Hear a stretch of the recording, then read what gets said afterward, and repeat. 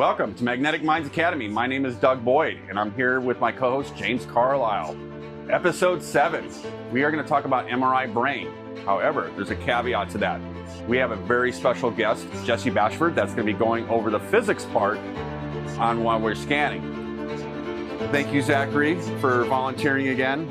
I think Zachary hit the old milestone for the magnetic miles of anyone that I know. So, no, we are very excited about our episode today. Make sure you get your popcorn, your soda, your coffee. Get ready to go because this is going to be an awesome episode. Oh, it's going to be amazing. Jesse, thank you very much for being here today. This is a unique opportunity to go over the specific parameters when we're doing neuro sequences, and we can see exactly what parameters are highlighting and giving us the image quality that we're looking for. So this is a unique opportunity. This is going to be amazing. And Jesse, also his background, he is an expert in protocol and development. So this is going to be awesome. Yeah, no, we're quite lucky. Yes. I did my timeout. Zachary has his headphones, earplugs. We want to make sure, even though that I've scanned Zachary probably 4 or 5 times, we still do a screening form and a timeout, just like if it was a new patient. Oh, wait, Doug. And you guys thought that I would forget about my cushions. So I notice a lot when I scan, especially when I scan MRI brain, that patients love to fall asleep. They do. We're going to add just a little bit of support. Are you comfortable? Okay, awesome. All right, I think we're ready to go. Also, we want to remind patients not to cross their arms or legs. We don't want to cause any unnecessary PNS. So, all right, here we go.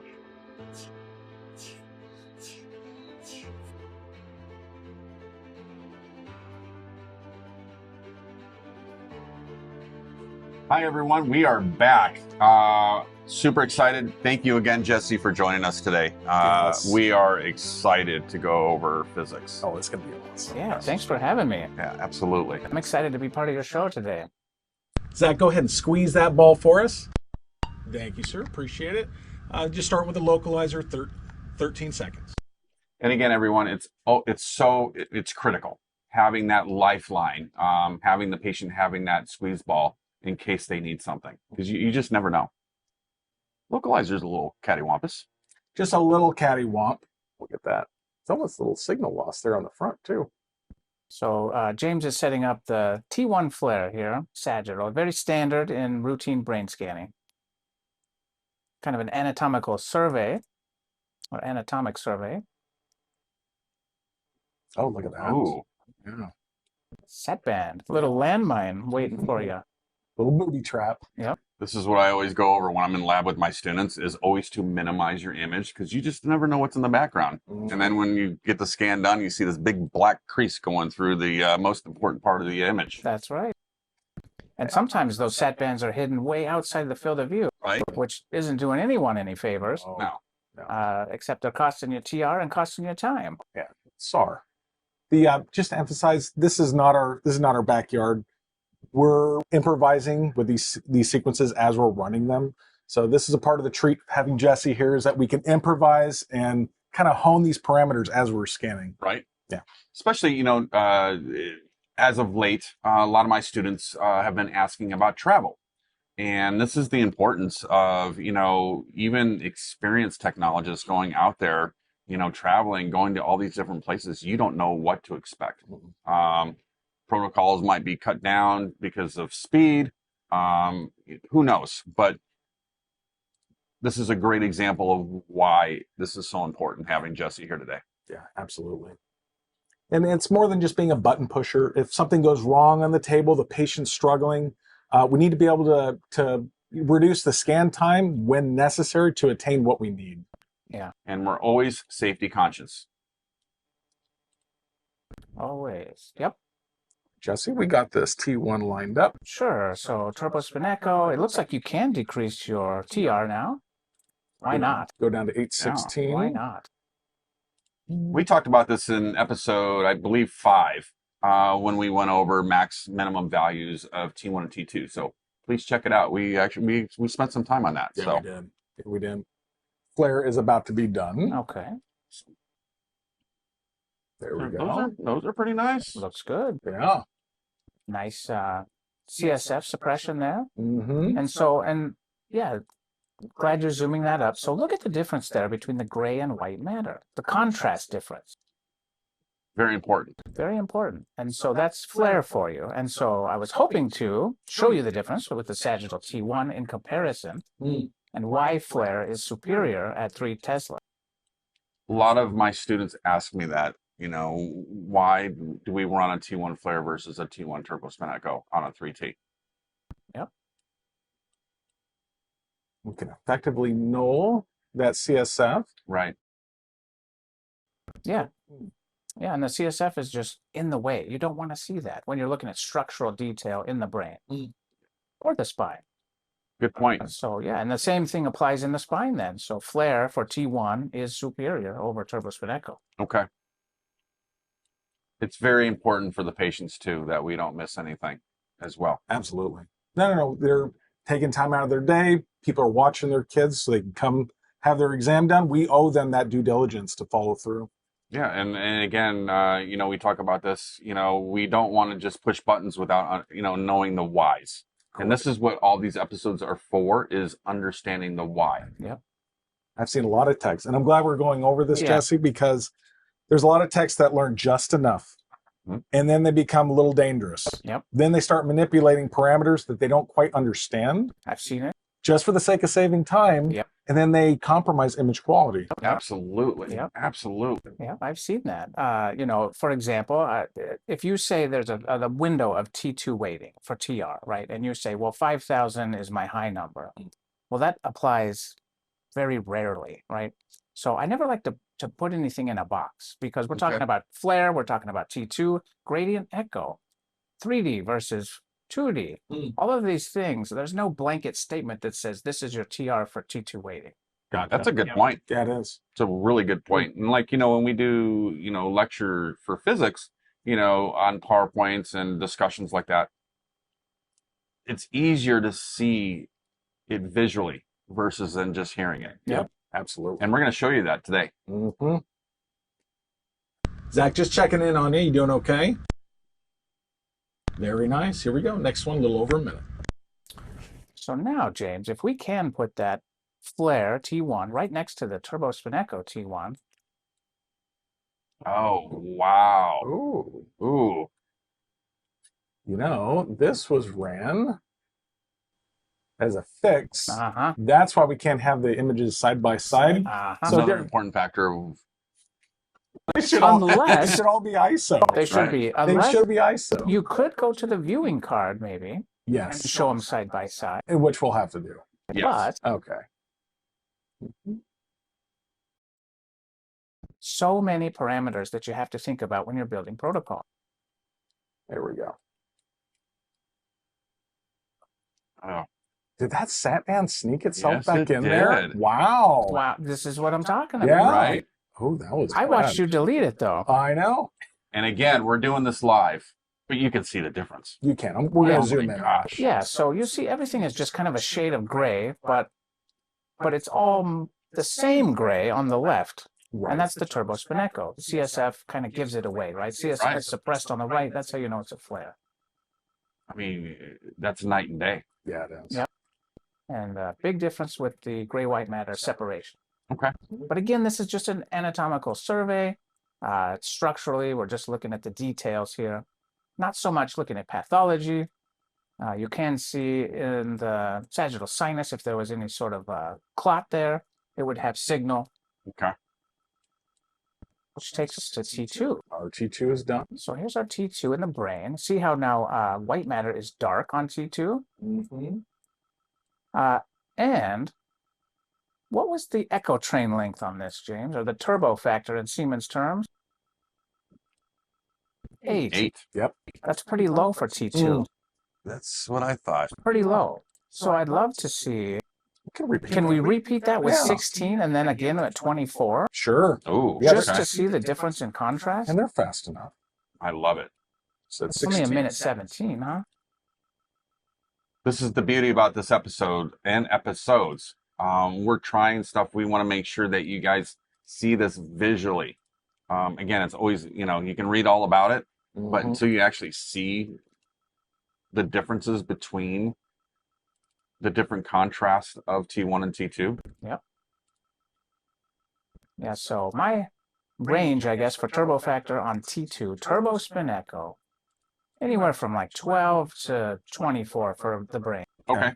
And the higher you go, the more T2 contrast you get. Okay, because that's a great question, Yep. Jesse, because I get a question that happens a lot where, if I increase the turbo factor, what is that going to look like? Sure. What's the downside of increasing your turbo factor too far?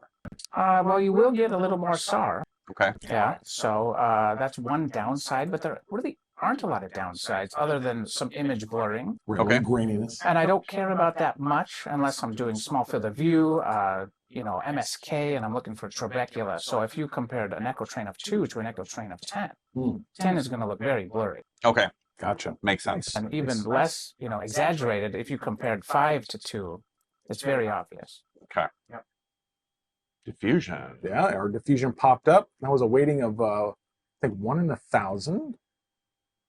Can you go over that, the differences between the B values? Yeah, so as the B value increases, T2 weighting decreases. Okay. And you need an ADC map because ADC map, if something's dark on ADC, usually that's indicative that it's either a stroke, it's positive, or it's a lesion. Whatever it is, it's diffusion restriction. So you need to compare the actual diffusion series with the ADC map. That question arises all the time. Yeah. Is why am I doing this? Sure. And that restriction indicating that there is perhaps a stroke, meaning there was a cutoff, that tissue has been affected negatively. Yeah. So, and people wonder if you're limited on time, right? You're in the ER, Right. That what are the sequences that need to be ran up front? Diffusion's on top of the list. Absolutely. Yeah. No, I agree, because they want to know. I mean, the treatment for stroke victims is critical. I think within the first 2 or 3 hours. Yep. Yeah. But yeah, so back to the B value. So higher B value, the higher your B value goes, I think it's directly related to how long the gradients are on. Okay. We have our initial T2 here. And we have here our 16. And you can really see though the T2 contrast is improved. Look at the Big time. contrast. Wow. So I'm just going to go default Yeah. window leveling. So this is apples and apples. Yeah, Jesse, that stands out. Look at the ventricles. Wow, look at the fluid. Look at how the fluid brightens. Absolutely. Yeah, I'm not even going to window level. Better gray-white matter delineation, higher T2 contrast, brighter CSF. Just to demonstrate, that was 112 and technically faster. And faster. Yeah, Amazing. yeah. Wow. Yep. Bonus. If you can, you get more echoes in per TR, Correct. your scan time should go down. Right. So it's a win all across the board. But yeah, you're right. I think you mentioned this earlier, James. One of the other downsides of increasing is your echo train. Increasing the echo train is that you do lose some signal. Okay. Correct. Yeah. But I don't worry about that much. I think the signal looks pretty awesome. The signal looks pretty Yeah, good. It really does. Yeah. Look at even the 24. Is that the 20? Yeah, that's 24. Looks like it gets better and better and better. Well, and this is the art of MRI scanning, and that's why my money is on 24. I like a turbo factor of 24 for turbo spin echo in the brain. Yeah. That looks incredible. Wow. Yeah. Wow. Yeah. Default window level right there. Yeah. Look at that. That's amazing. And the radiologist is going to want to see the image on the right. I guarantee you. That white matter is cleaned Look up at too. the white matter. Yeah, That's look at this. phenomenal. It's cleaned it up, Jesse. Mhm. And I'm just wondering if you have like a really small pathology, you could possibly miss something. Absolutely. Yeah. That would be Absolutely. devastating to me. I mean, Yeah. scanning over 30 plus years, that was always my big worry, is about missing pathology, Oh, sure. Yep. especially if it was on me. Well, and that's why it's important to understand as a, if you're a new technologist out there in the world, just dive into this stuff. Get comfortable with it. Your life will get so much easier. You'll become an MR pro. We have here one of our concans from our Axial T2 FlAIR, which did good. It's an old CSF. It looks good. perfectly fine. It's really good. So you'll recall that white matter was bright on T1. Again, here is an example of a T2 FlAIR. It's dark, so the opposite. Pull that back up. we are going to, there we go. So with this FlAIR, Jesse, because we're looking at the brain, there is a set inversion time when we're working with these. Yes. Okay. Yes. This question comes up all the time. Sure. Yeah, so for T2, we want to have an inversion time 2000 or higher. Okay. And so in our next example, we've decreased the inversion time to 1200. So we can put that side by side. Okay. And show what the difference is. We'll leave that right there. And it's important to know that the TR is directly related to the inversion time when it comes to FlAIR. So be very careful when you are manipulating your protocol parameters with FlAIR. And let's say if you want to go in there and manually change it, what do you do? Yeah, so you can uncheck that freeze suppressed tissue. You can type in the inversion time you want, and then you can freeze it again. It's pretty cool. Pretty cool. I'm going to put it back for demonstration. And before we say we don't have to, we'll actually, for reassurance, we'll leave that selected. Okay. Okay, nice. Yeah, and it will drift too. If you don't freeze it, it will drift. Really? Yeah, you could run it and Interesting. go back and say, oh my gosh. Oh, Yeah. Wow. Good to know. it is good to know. I've seen people traditionally running FlAIRs, and they'll always cut down the TR from 9,000 down to 8,000. Sure. Right. Is that, and that's perfectly fine, or is, Yeah, I mean, I would stay around 8,000 is my bottom line. Okay. But and you know, once we get this scan rolling, if you wanted to open up that first one, James, and we can play with that and show that. Sure. We do a repeat. This is awesome. Yeah, this is great. So now, so note your TR. Your TR is 8,000. Okay. And so drop it to whatever you think, 5,000. Sure, it's bottom. Let's go too low. And did you see what happened to your inversion time? Oh, wow. Wow. Wow. Wow. Wow. Wow. Wow. Right? You know, this is something, I'm going to be honest, 35 years. Love it. You learn something every day. Yeah, and so that's why I tell people who are new to the field, definitely don't mess with FlAIR. So I know it did something, right, but I exactly. didn't realize, you know, I understand about the TI, but that's drastic. It's drastic, yeah, and it will change your contrast. It'll change things you don't want to change. Right. When it comes to double IR, you know, you can suppress CSF fluid, but then you can program it to also suppress the white matter. And so now you're working with two inversions, suppressing two, you know, pathologies or anatomies, or. And that would be for MSW for MS. It's really helpful for white matter lesions. Yes, they just pop. So they're seen on T2 FlAIR. When you go to double IR, they pop even more. Nice. Yep. Oh, wow. Nice. Good to know. Just curious, just manipulating. Yep. Some techs, 226, they'll think in their head, Go to one concat. go to one concant. Why not, Jesse? Well, Time has been reduced. yeah, I can do the scan That's faster. right. Well, Let's do it. Well, let's do that. I'm So 3 behind. you know, it's the same rule. So the same thing is happening here, because when you go to one concat, your TR has gone way Oh, up. wow. Look at the TI. Yeah, but that might be an acceptable inversion time at 3T for Being that T2 high. FlAIR. Ah, But if you want, we can run it and see what we get. Yeah, I do. I want to see. I want to see the difference. okay, we'll run. And so again, this is one concat. We saw the change to TR. We saw the change to inversion time.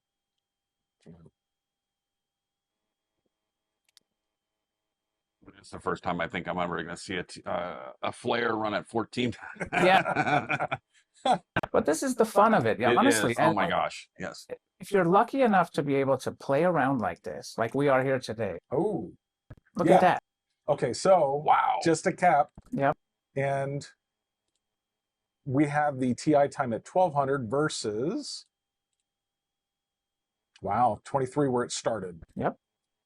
So remember, we need a TI time on T2 FlAIR over 2000 to suppress CSF. Okay. It's not suppressing. It's not suppressing. Suppressing at all. Not at 1200. No. Wow. No, that looks terrible. It looks terrible. It almost looks fake. It is. It's very cartoony. Right. Here's a trick question. If the inversion time is set correctly, Does fluid show up on T2 FlAIR? Can it show up? I'm going to say no. Think of a tumor. If there's fluid around a tumor, let's say that it's not CSF, Oh, right? right. So everything has its own inversion time. And so the answer is yes, fluid does show up on T2 FlAIR, even if CSF is adequately suppressed. Okay, that makes sense. Yep. Okay, all right. And you'll see that around a tumor. You'll see that around like a subdural hematoma will show up very nicely on T2 FlAIR. Gotcha. Right. The radiologist is going to say, what'd you do here? What happened? Did you just invert it? Yeah. So next up, we have a SWI, susceptibility weighted imaging. Oh, yeah.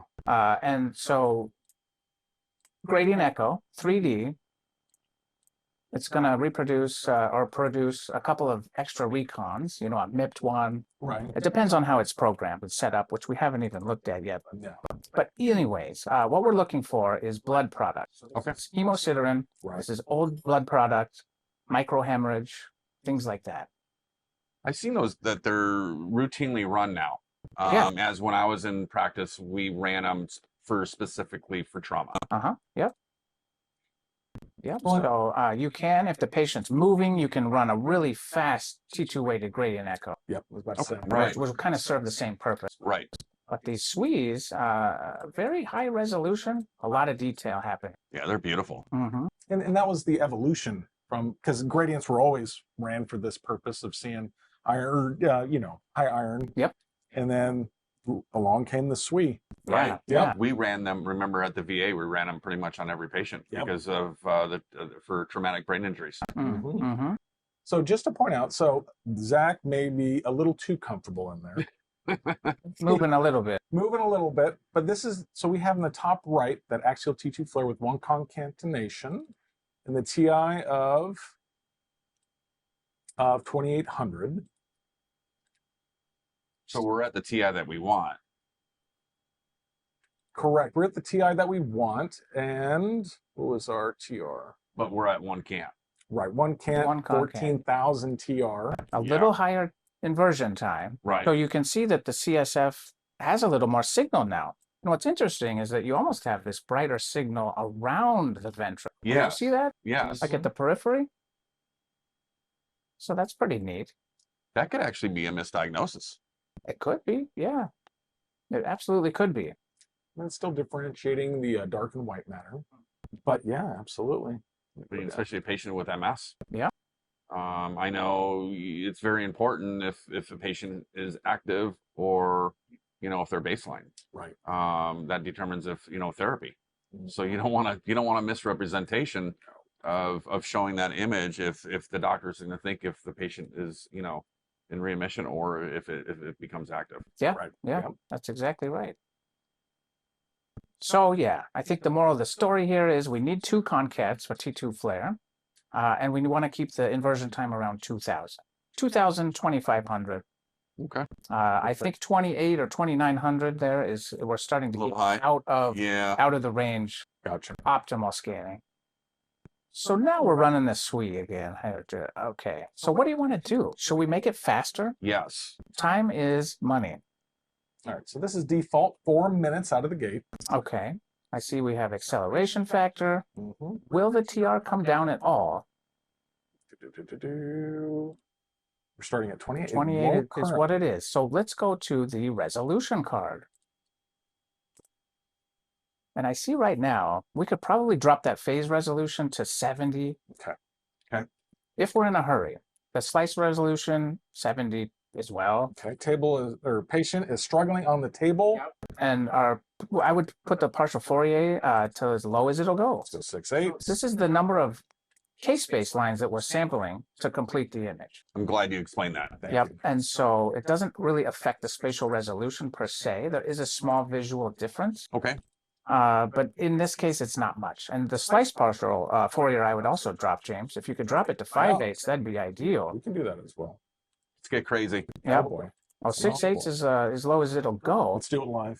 Let's do it live. Do it live. I'll write it and we'll do it live. What about your phase direction? Is left to right. Can you shrink that down some? Oh, yes, we can. Let's go. Yeah, oh, 75. Oh, We're getting crazy, remember. now you saw how the SNR dropped when we did that, Yeah. but that's still very acceptable. Totally yes. fine. Yeah, 0.9. Yeah, when we have a 3D, we have tons of signal. Right. Last sequence, Zachary, 2 minutes. Especially 3T. Here we go. You get a little bit of you get more wiggle room on a 3T versus Yeah. 1.5. Absolutely. But I'm excited to see side by side these two SWIs. One of them, I think, is half the time, right, James? It is half Yes. the time. Yes. He is obviously moving a little bit, Yep. Yes. but knowing that we don't want to beat him up too long, Right. Those are still beautiful, though. Yeah. this looks Beautiful. very Look good. at the vascular. This was one of my favorite sequences that I love running. Mhm. Was the SWIs. Yeah, it just looks good. So if the patient did have a little bit of, hemosiderin blood product there, it would show up very dark. Okay. Yep. All right. Let's see the difference. There we go. Did this run at fix? Oh, good. It was ISO. Thank God. All right, so we can put these side by side. And can you even tell a difference for half the time? Let's make sure. Right off the bat, no. I don't know if it's going to let me, guys. Oh, there it is. All right, here we go. So we have the 4-minute on the left, 2-minute 7 on the right. There's probably a small loss of detail right here, but it's nothing drastic. But if you're having a patient moving, Yeah. especially, at We'll be seems right like, in. we run these at the end. Mm-hmm. I No, mean, completely agree. I think they serve the same purpose. right. Yeah. Wow. No, I agree. Jesse, this looks nice. Yes. And thank you so much for joining us Yeah, today. Thanks, guys. absolutely. Thanks for Yes, having me. and we're going to continue this too Mm-hmm. with Jesse. This was fun. Again, just want to thank you guys for taking your time to watch episode number 7. We have so many episodes coming, so keep watching. Please. And what's coming up soon, Doug? Oh, so just want to remind everybody, Armorit 2025, we are 64 days away. It's going to be an epic event, everybody.